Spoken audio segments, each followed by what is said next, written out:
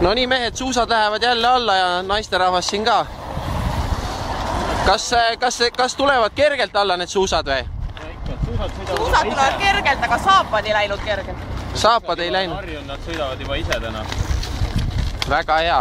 Nii, meil on siin 2 meest veel, kes on sõitnud siiani kogu distantsi maksimumulatuses läbi ja mõlemal päeval stardis olnud.